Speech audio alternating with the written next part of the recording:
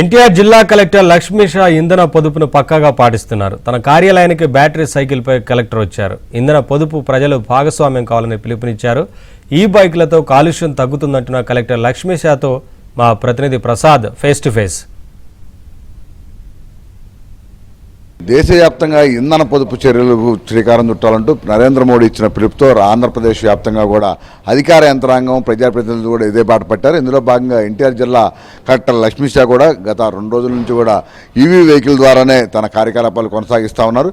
ఈరోజు మరింత వినూత్నంగా బ్యాటరీ సైకిల్ ద్వారా ప్రజలకు కూడా అవగాహన కల్పించే విధంగా ఆయన తన క్యాంప్ కార్యాలయం నుంచి ప్రధాన కార్యాలయానికి కూడా వచ్చారు. దీనికి సంబంధించి కలెక్టర్ కూడా మనతో పాటు ఉన్నారు. సార్ నమస్తే అండి. సార్ చెప్పండి, ప్రస్తుతం ఉన్న పరిస్థితుల్లో ఏం చెప్తారు ప్రజలకు కనుక కలెక్టర్ గారు? ఎందుకంటే ఇంధన పొదుపు చర్యలకు సంబంధించి సీఎం గారు పీఎం గారు అందరూ చెప్తున్నారు, మీరు స్వయంగా ఆచరిస్తూ ఉన్న పరిస్థితి ఎట్లా ఉంది ఇప్పుడు?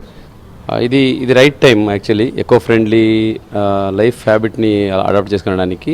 ఇప్పుడు మనం ఈ వెహికల్ ట్రై చేసాము. ఇప్పుడు నార్మల్లీ బైసికల్ ట్రై చేస్తుంటాము. ఇక్కడ ఈ బైసికల్స్ కూడా ఉన్నాయి, అంటే ఎలక్ట్రానిక్ బైసికల్. దీంట్లో బ్యాటరీ ఉంటుంది, చాలా చక్కగా స్టార్టప్ ఈ గ్రాడ్యుయేట్స్ చాలా చక్కగా ఇది ఒక అన్వేషణ చేశారు.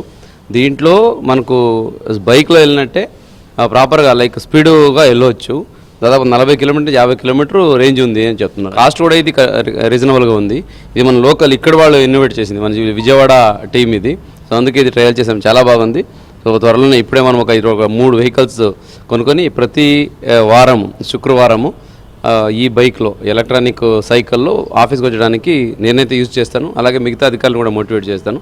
ప్రజలు కూడా నా విన్నపం ఏంటంటే చాలా మంచి పర్యావరణ హితకరమైన ఆల్టర్నేటివ్స్ ఉన్నాయి.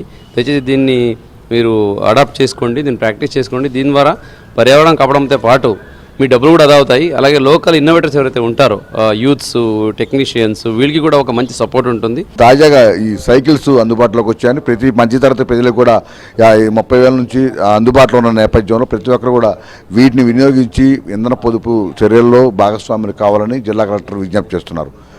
సుబ్రహ్మణ్యంతో వరప్రసాద్, ఏబినాంధ్రజ్యోతి, విజయవాడ నుంచి.